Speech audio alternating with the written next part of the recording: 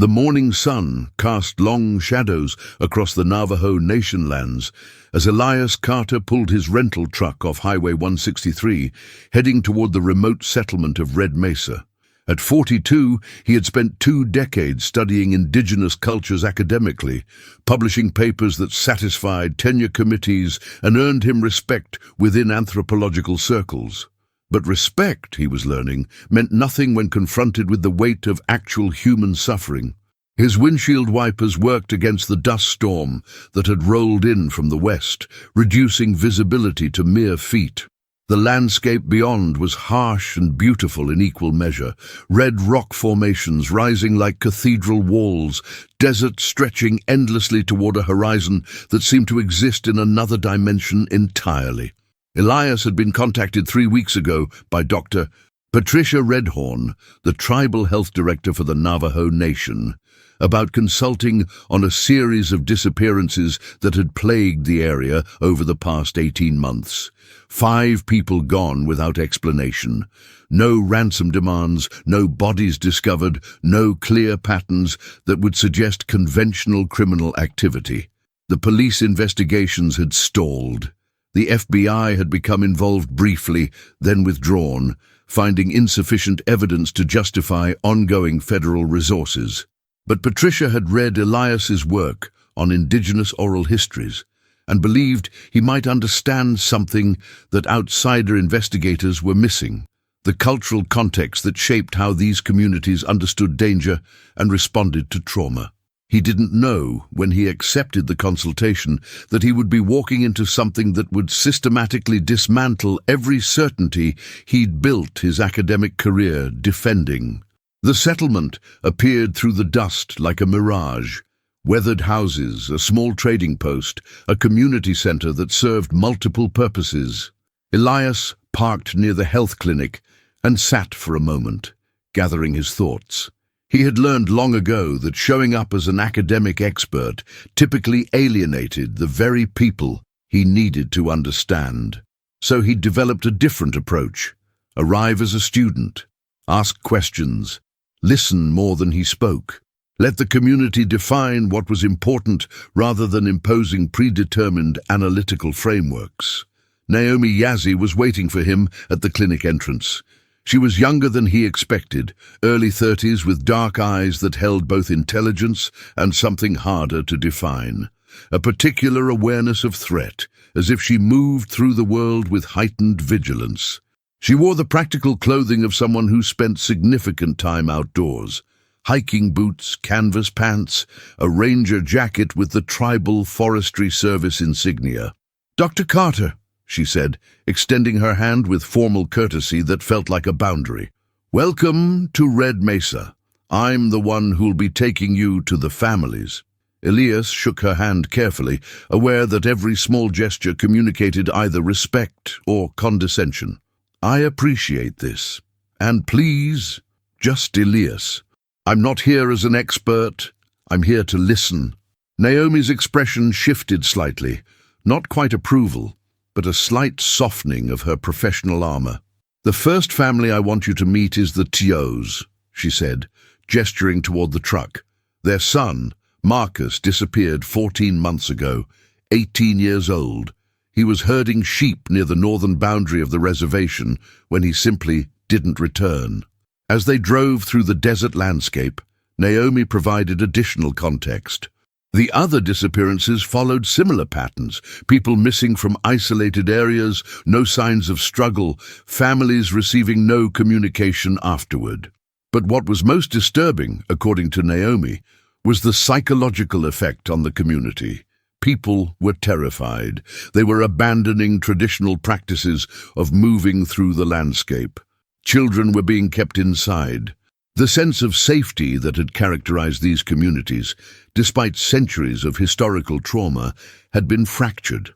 The police want to blame it on trafficking networks or criminal predators, Naomi said quietly, her hands tight on the steering wheel. And maybe they're right.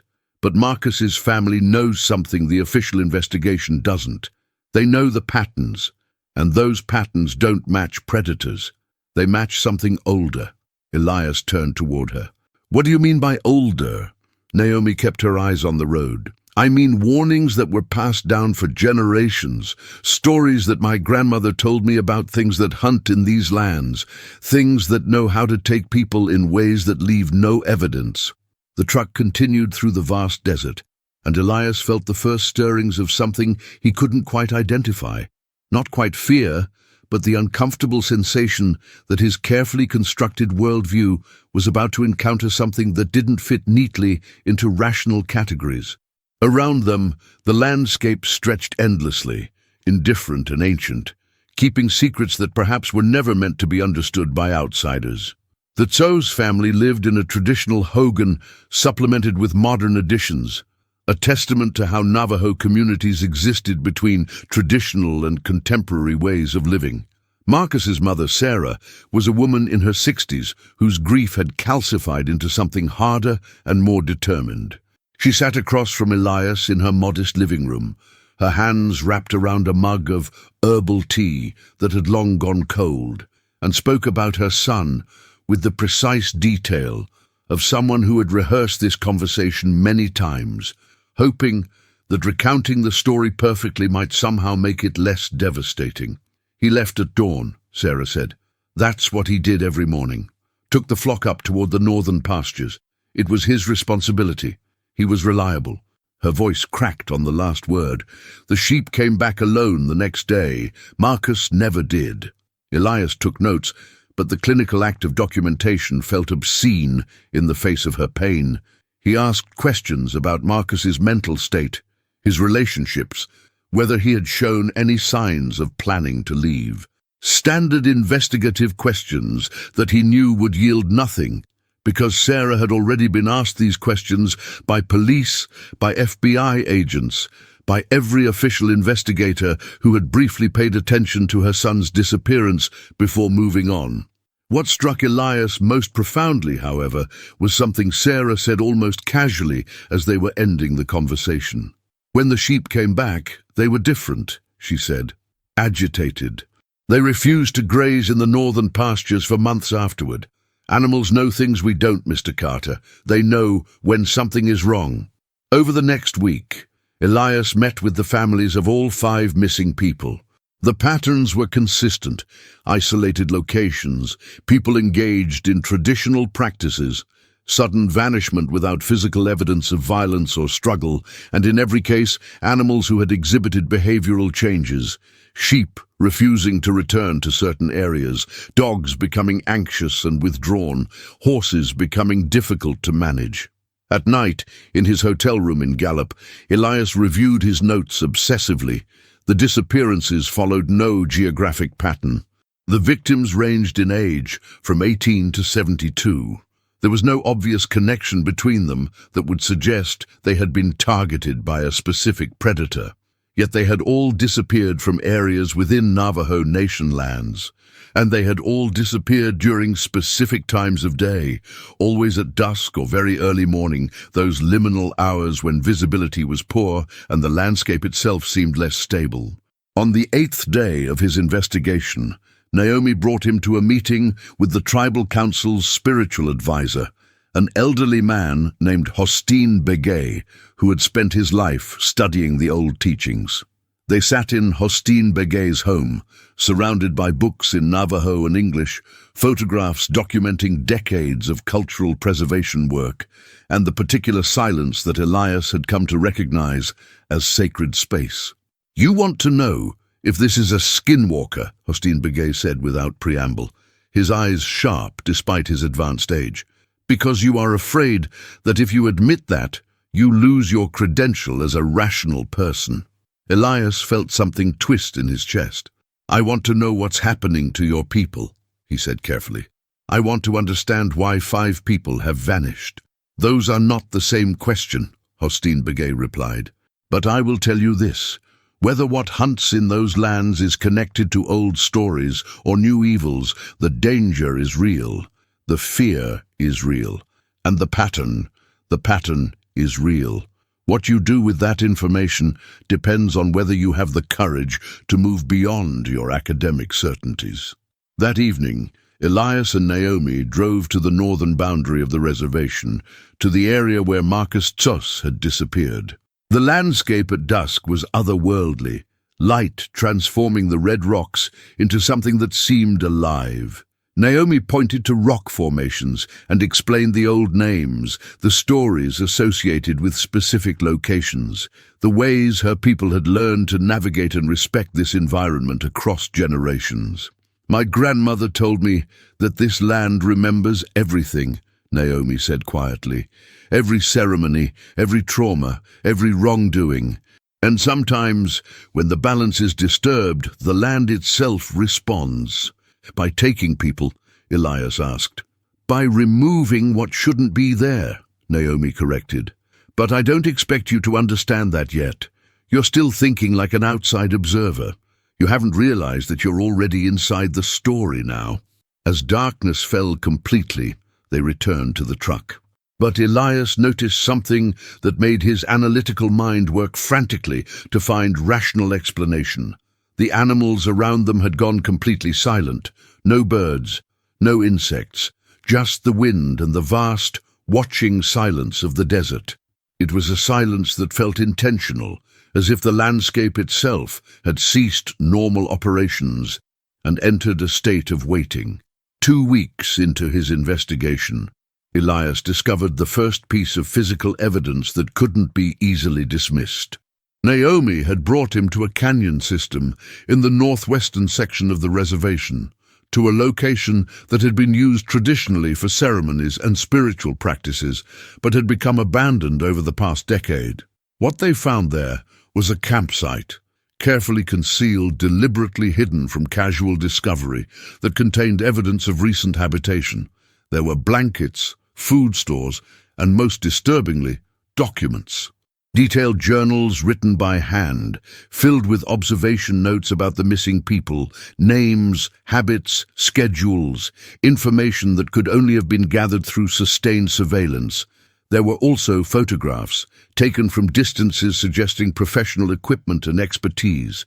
Photographs of Marcus Tzos, of the elderly man named Robert Benally, who had disappeared 8 months ago, of 3 other missing people. Elias photographed everything with his phone before contacting tribal police. When they arrived, his hands were trembling, not from fear, but from the cognitive dissonance of having his analytical worldview suddenly validated in the most disturbing way possible. This wasn't supernatural, this was human predation, careful, systematic predation. But the investigation that followed revealed something more complex and troubling. The handwriting in the journals was inconsistent, as if multiple people had maintained the campsite over time. The surveillance photographs showed techniques that suggested military or law enforcement training. And when tribal authorities contacted the FBI, the federal response was strangely muted. They sent agents, they collected evidence, but they appeared far more interested in preventing the investigation from proceeding than in actually pursuing leads. "They know something," Naomi said that night, sitting in Elias's hotel room, her voice low and intense. "The FBI knows who's responsible. Or at least, they know why this is happening, and they're choosing not to pursue it." Elias had spent enough time in academic circles to recognize institutional obstruction when he encountered it. It could be a territorial issue, he theorized. If this involves people with federal connections, or if there's a classified operation that somehow relates to the disappearances, the Bureau might be suppressing the investigation to protect something larger. Or it could be that your government has always been complicit in the disappearance of native people, Naomi said with sharp bitterness. History doesn't repeat, but it certainly rhymes. The revelation shifted Elias's investigation dramatically. Instead of looking for an individual predator, he began researching missing indigenous people across the region. What emerged was staggering. Approximately 73 cases of missing Native Americans from Arizona, New Mexico, and Utah over the past 15 years that remained unsolved or were officially closed with minimal investigation. The demographics were specific: primarily people from rural areas with limited resources, limited family connections to advocacy networks that could push for investigation. Elias compiled his research and shared it with Naomi. She studied it carefully, and when she looked up, her expression had shifted into something harder, a recognition that her instincts about the pattern had been validated, but in a way that was far more terrifying than she had anticipated. "This isn't about monsters," she said quietly. "It's about systems that treat indigenous people as disposable. My grandmother's stories about dangerous things that hunt in the darkness, maybe she wasn't describing supernatural creatures. Maybe she was describing what it feels like to live in a country where you can simply disappear and nobody powerful enough to help will care." The moment fractured something in Elias. His entire career had been built on the premise that understanding culture from a distance, through careful scholarship and objective analysis, was valuable work. But sitting in that hotel room, confronted with systematic disappearance of human beings, he understood that his distance had been complicity. His objectivity had been a form of invisibility, allowing atrocities to continue beneath the radar of academic notice. The federal agents returned to Red Mesa on a Tuesday afternoon with a cease and desist order, preventing Elias from continuing his investigation. The official justification was vague: national security considerations, ongoing federal operations, confidentiality restrictions. But the subtext was clear: stop digging or face legal consequences. Elias sat in a tribal council meeting with Naomi, Patricia Redhorn, and Hostine Begay, watching the dynamics of institutional power attempt to suppress truth. The federal presence was intimidating. Well-dressed men with the particular confidence that came from representing government authority. They presented themselves as protectors, arguing that continuing the investigation would compromise ongoing federal operations that ultimately served tribal interests. "We have ongoing work on trafficking networks," one agent said smoothly. "If Dr. Carter publicizes his findings, it will compromise years of careful investigation and put confidential sources at risk." "Where are Marcus Chos and the other 4 missing people?" Naomi asked coldly. "If your federal operations are protecting us, why haven't you found them?" The agent's expression hardened. "That's classified." Patricia Redhorn stood. "Then we're done here. You want us to trust that you're investigating our people's disappearances, but you won't tell us anything about the investigation. You won't tell us if the people are alive. You won't tell us what happened to them. And you want us to accept that this is somehow in our interest." After the federal agents left, Elias faced a decision that would define the remainder of his life. He could comply with the cease and desist order, return to his academic position, write carefully neutral scholarly articles that analyzed indigenous communities without actually advocating for them. Or he could expose what he had discovered, knowing that doing so would end his career, potentially result in legal consequences, and require him to completely reimagine his professional identity. Naomi found him alone outside the community center, standing in the late afternoon light. "Whatever you decide," she said, "the community will support it, but you should know that choosing to expose this will cost you things: your career, your reputation, possibly your safety. That's the reality of speaking against power." "I've spent my entire adult life," Elias said slowly, "telling myself that I was serving indigenous communities through scholarship, but I was just collecting stories and data while actual people disappeared. That ends now." 2 months later, Elias's carefully documented research was published simultaneously by 3 major investigative journalism outlets. The story detailed the systematic disappearance of indigenous people across the southwestern United States, the federal obstruction of investigation, and the evidence of sustained surveillance and predation that suggested coordination among multiple state and federal agencies. The response was immediate and chaotic. Congressional inquiries were launched. Federal officials denied everything, But something had shifted in the public consciousness. Missing indigenous people were no longer invisible. Their stories could no longer be quietly buried. Elias's academic career ended as he had known it would. Universities didn't employ people who exposed federal malfeasance. But something else emerged in its place. He became a legitimate advocate, working directly with tribal communities, helping to organize investigations and pressure for accountability. He had finally abandoned the false distance of academic objectivity and embraced the particular kind of knowledge that comes from solidarity with suffering. Naomi, standing beside him at a community event, celebrating the renewed investigation into the disappearances, smiled in a way that suggested recognition. "My grandmother said that the old stories were warnings," she told him. "Not warnings about supernatural creatures, but warnings about what happens when you stop paying attention to the people being hunted. You finally understand." Elias looked across the desert landscape, understanding finally that the most terrifying darkness in America wasn't supernatural at all. It was systemic, deliberate, and perpetuated by institutions designed to remain invisible.